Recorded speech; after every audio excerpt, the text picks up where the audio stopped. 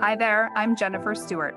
And I'm Catherine Clark, and we're so glad that you're joining us today for The Honest Talk. We're excited to be bringing you conversations with some of North America's most inspiring women, and we are thrilled to be partnering with RBC as we do so. This podcast is about leaving behind the talking points and diving into the real, authentic, and unique personal stories of our guests. Stories which we hope might influence or inspire your own journeys. So let's get right to it. So Jen, you know this, but our listeners may not. The backstory to our conversation today is that a few years ago, I had the privilege of serving as chair of the board of the Writers' Trust of Canada, which means that I had the joy of learning all about some of Canada's most exceptional authors. And that includes today's guest, the brilliant Claire Cameron, who's known for her gripping novels like The Bear and one of my own personal favorites, The Last Neanderthal. But fast forward to now, and for your birthday this year, I gave you a copy of Claire's latest book, How to Survive a Bear Attack. And that's when we realized that you had a connection to Claire Cameron. I do. I've heard about this bear attack around the cottage dinner table many times because my father-in-law was actually the district manager for Algonquin Park for the Ministry of Natural Resources when it happened. So it was a bit of a folklore, and it's a scary story because it's so rare. And I read the book that you got me for my birthday. It's incredible, and I'm so excited to chat with Claire. Claire, welcome to the Honest Talk. Thank you so much. It's great to be here. So I want to start with your latest book, How to Survive a Bear Attack, but I want to set context first for our listeners that don't know what happened in Algonquin Park in the 90s. Can you talk to us about the bear attack and what happened and how that influenced your journey as a writer? Yeah. So it was in October 1991. A couple went on a camping trip, and they were in Algonquin Park and left from the Opiongo store, which is one of the biggest sort of entry points to the park.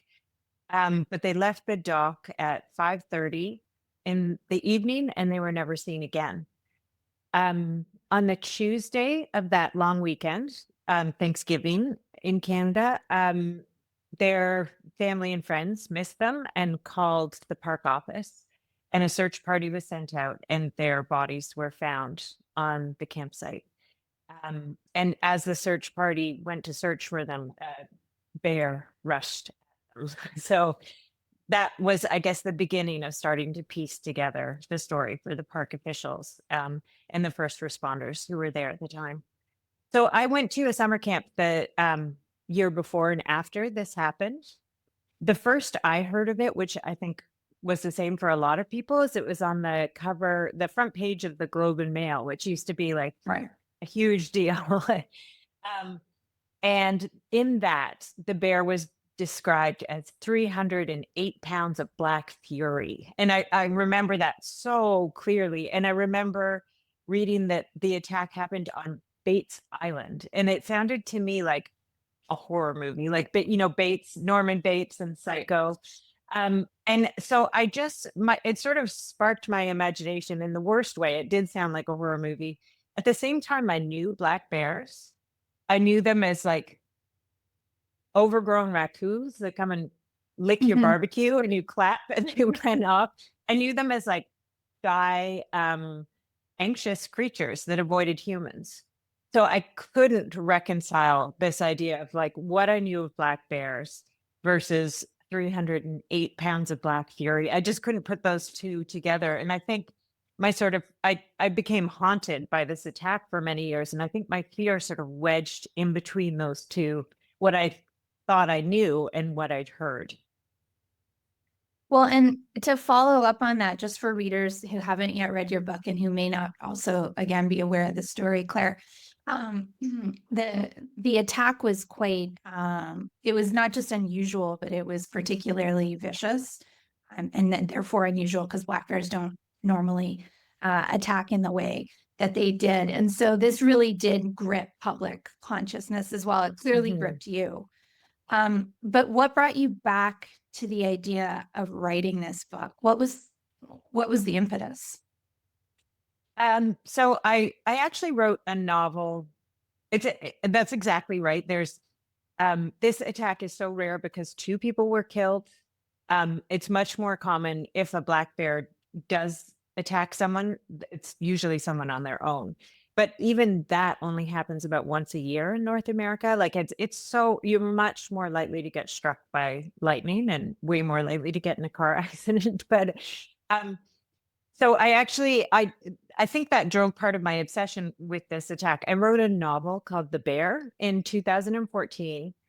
And that was actually the stage where I was a young mother and I'd been living in England, in London, and I was moving back to Toronto and thinking about taking my kids into the wilderness. And I kept having thoughts of this attack. Um, is this a safe thing to do when I know this Mm. kind of thing can happen? Which I also knew was a ridiculous question. I'd been around a lot of black bears by then, and I wasn't really scared of them, but I had this fear sort of playing up.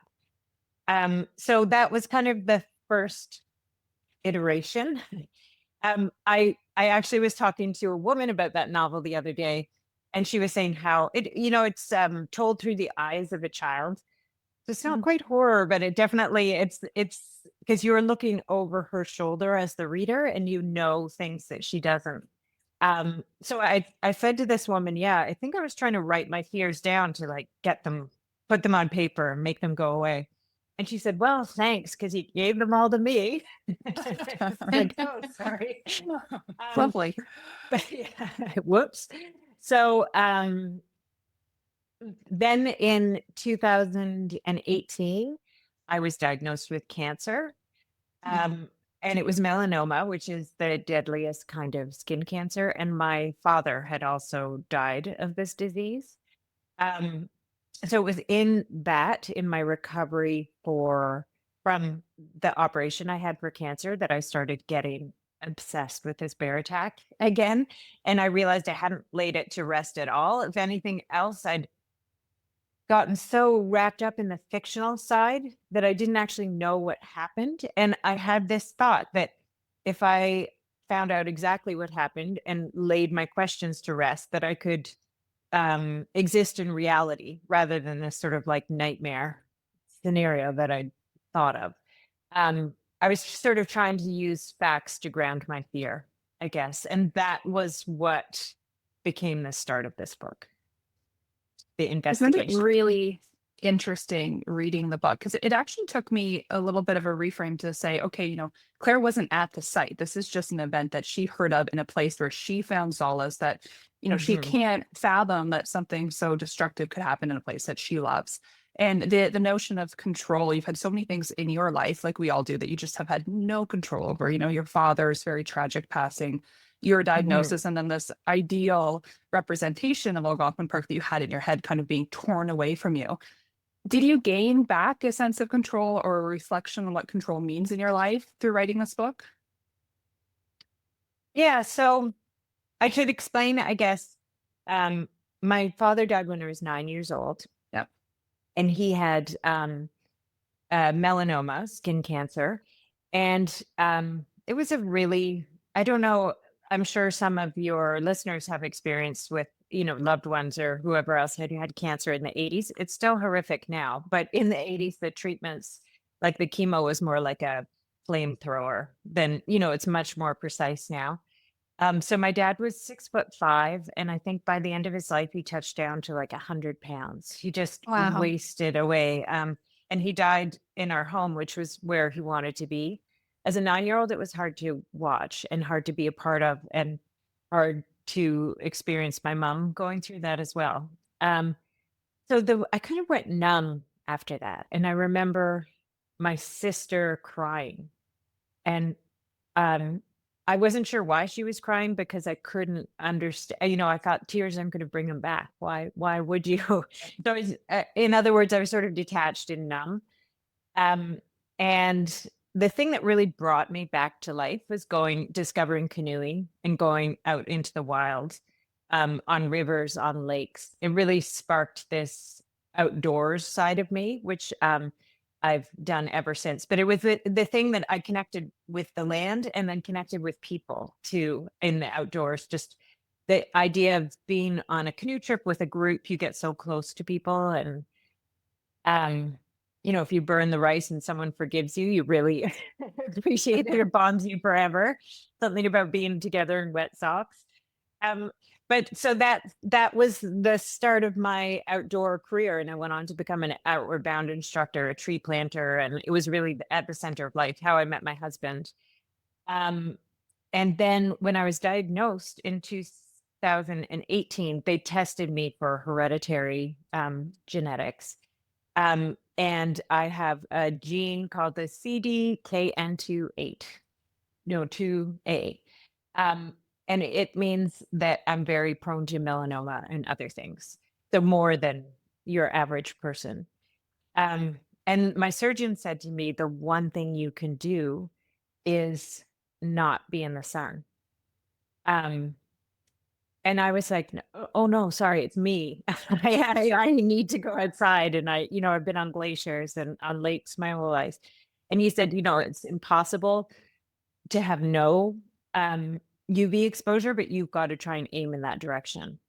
So that changed my whole life inside out. So that's a very long answer to your question, but that was when my sense of control was sort of blown wide open. Mhm. And I had a reaction, which I think a lot of, in meeting many cancer survivors, touring this book and just, I'm a frequent flyer, Princess Margaret in Toronto and that sort of thing.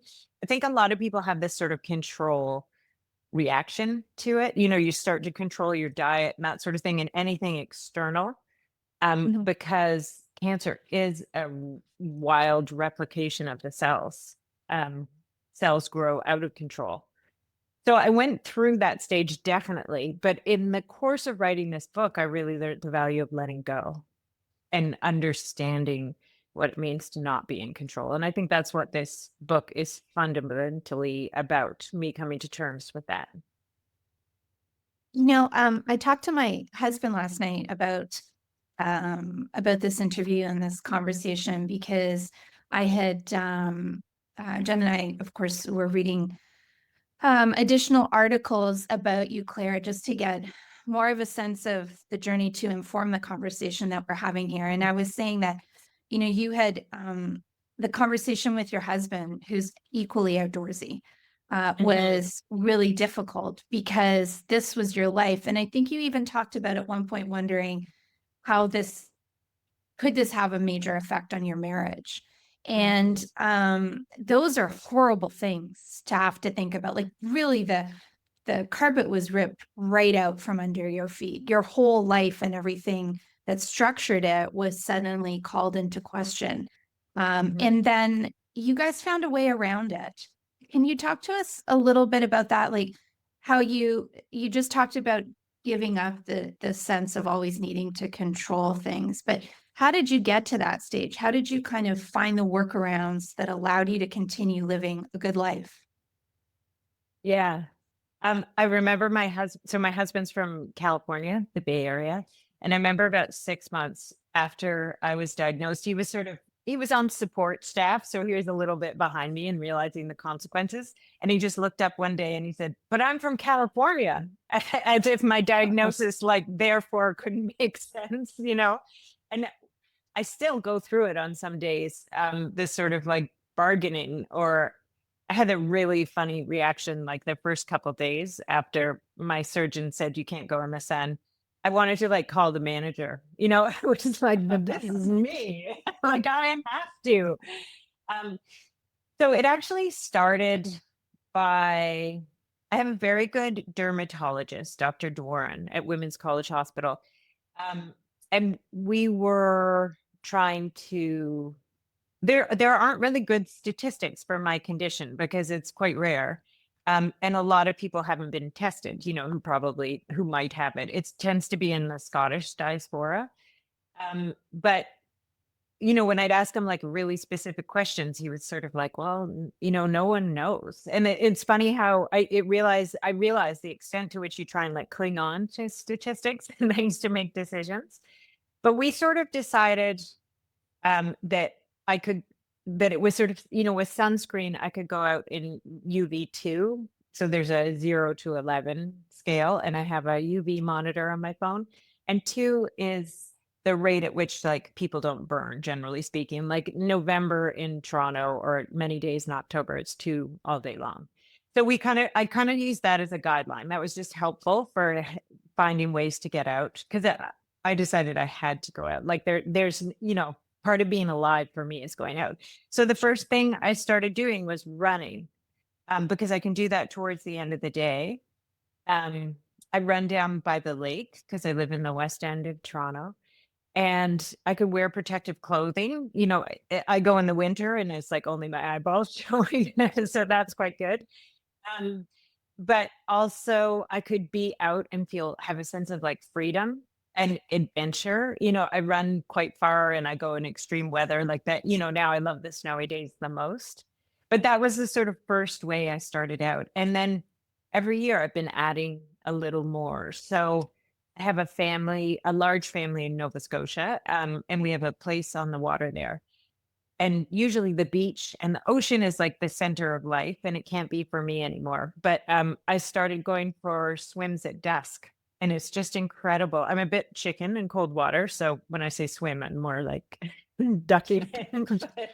But just to the slant of the light, and like when the sun dips below the water, it's just the most magical time.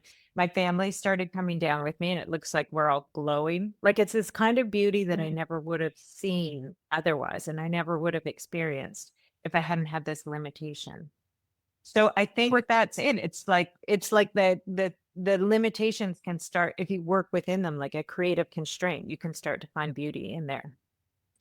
I think I love that, because I think there's this movement that's almost happening where, success is now defined by the ability to feel alive and to be in the moment and to live your life. And I remember my sister was battling triple negative breast cancer. And throughout that, she said to me, she's okay now, but she said to me, Jen, I was afraid of dying, but I realized I was afraid of living before. Right. And you wrote something and said, don't let a fear of death eclipse your life. Run towards love, fight for it, and die for it. Was that a result of this book? Was that a result of not being able to go outside? How did you get to that mentality? Yeah, that was, I think. So one thing in tour, like I toured this book all spring, and I had so many people come up to me who've experienced cancer or consider themselves survivors or whatever, thanking me for not repeating this sort of trope of like going to battle or fighting. This book is very much about an acceptance of cancer. And I think a lot of people with cancer find that kind of exhausting, because what if you didn't fight hard enough, or you do, or like, it feels like you lost if your cancer comes back or whatever else. So it was really, I think for me, it's that like I had to accept that I had cancer, and then it's just part of me. Like there's no manager I can call. It's like, and it for me too, because it's inherited. It's my whole reason for being is like, what I inherited from my dad, and this is part of it. And you can't take those things apart. So I think that's where it helped me going back to Algonquin Park and understanding why I love that place, and how that's sort of how the bear attack ties in, I suppose, metaphorically speaking. But I couldn't understand how something so terrible could happen in a place I loved, in such a beautiful place. And I came to really realize and accept that those, you don't take terror and beauty, and you don't get to take them apart. They're absolutely part of each other. And just as much as like my cells duplicating are what keeps me alive, and it's what gives me cancer as well. So it was really that acceptance of those parts of life being tied together. So we're talking a lot about your most recent book, How to Survive a Bear Attack, and you talked about the bear, but you've written other novels, and one that really struck me was The Last Neanderthal. And I hope if our listeners haven't had a chance to read it, that they will go out and find it and read it, because it left a lasting impression on me. Like I still think of it at random moments. Certain parts of that book come to mind. Yeah, it really did strike me. But your books often focus on themes like resilience and survival. and Mhm. motherhood. But Yeah. really the survival component is a theme. And I'm just wondering if there's um, is that just something I'm reading into it, or are those actually the themes that you're constantly trying to explore through your writing? Oh yeah, no, I'm obsessed. Like that that's because I think for so long survival has been like a male thing and a strength thing, and I don't believe that at all. Um, there's feats of survival all around us every day, and it doesn't necessarily have to mean that you're going up north or whatever else. I think you draw on these really powerful things inside you in very ordinary circumstances, like giving birth to children. It's like by far the most heroic and incredible thing I've ever done. And we treat it like sort of, this ordinary little bit of women's work in the background. But when you talk to other women who've done it too, it's like an incredibly powerful experience. And I had a sort of difficult birth with my second son. He's asleep in the bedroom but he's like 6'4" now and huge. But he was also huge when he was born. He was 10.5 pounds, I think. Oh my God. Yes. And Core so woman. Was he, sorry, maybe this is too much information, but was this a no, regular birth or cesarean this was birth? a regular birth. Oh my gosh. But we didn't know he was so big. Because my other baby was like 6.5 pounds. The doctor was like, "Oh, Oh, different dads." I was like, "Shush." No, but they're very different people. Like they reflect. He was just so much bigger, and I had one of those moments. I'm sure they don't have them now, but I had the heart monitor beside me, oh and yeah. and I pushed, and it sort of started to go still. Um, and a whole bunch of people came rushing in. There was like a big emergency, and it turned out that he had the umbilical cord wrapped twice around his neck, and I like pushed, and it was strangling him. Oh, And so the head doctor came and was right in my face, and he said, "You're one push to get this baby out." And I was like, "Oh, like this is yeah. survival, right?" It's like, because you have this sense when you're in that kind of situation. It's like my baby could die, and so could I. Like this is it. All right. So I had this feeling. I almost panicked, and then I said, "Well, that's actually not an option." And in the next moment, I had this sense of like, sort of how many women had done this before me. That there's like billions of women on the planet. And I had this sense of like sort of reaching back, and like there was a woman behind me and a woman behind her, and we were like in Mm. a chain almost. And I just drew so much strength from that, that there's so many strong women who have done this, and I can too. And it was like they all had my back. Oh, I still get. Um, I love that. and that was sort of like where the last Neanderthal came from. Like that's sort of like to me, that's like the original survival story. And survival is very much a collective effort. It's not about an individual. And it's not, we don't go out into the woods with an axe on our own to survive. We have to actually collaborate and like have each other's back and support each other. If you could go back and tell your younger self one thing before, you take pen to paper in your first novel, what would it be? Oh, before I wrote my first, that is a great question. It would be, I think it would be about letting go and not trying to control my writing. And I'm never in control of my writing, so that kind of works out, but to not worry about that part, or not worry about the career part as much as I have, because there's so much you can't control as a writer. And I've always kind of known that, but it's very hard in practice. So I think it would be, now I'm 52. So it would be like your instinct is not to dwell on that part too much and follow that, and just let myself relax into it. Especially I think when my kids were young and I wasn't writing as much, I worried so much about like, you know, falling behind or dropping out or all those things that you do. Yeah. So I think it would be that. That's really powerful advice, because I think a lot of women feel a similar sense of fear, right? They're trying to get ahead, they're trying to make a mark. But in doing so, sometimes you forget what's right in front of you and to live the moments that you're in. So I really appreciate that advice. Clark Cameron, we're so lucky to have your voice here in Canada, but also for readers right around the world. You have so much to share, and I can't wait for your next book. I know Jen can't either. But just the fact that you take time to chat with us today and to share the story of your journey so far, we're really grateful to you. Thank you. I appreciate you having me. Thank you so much. Well, that's a wrap. And to our listeners across Canada and around the world, we thank you for joining us. You can hear The Honest Talk on iTunes, Spotify, and Simplecast, brought to you by RBC. You can also get more information on stories that matter to you at our website, thehonesttalk.ca, and sign up for our weekly newsletter where you'll get fabulous stories delivered right to your inbox. But for now, thank you for being a part of today's podcast. Stay tuned for more great conversations and stay well.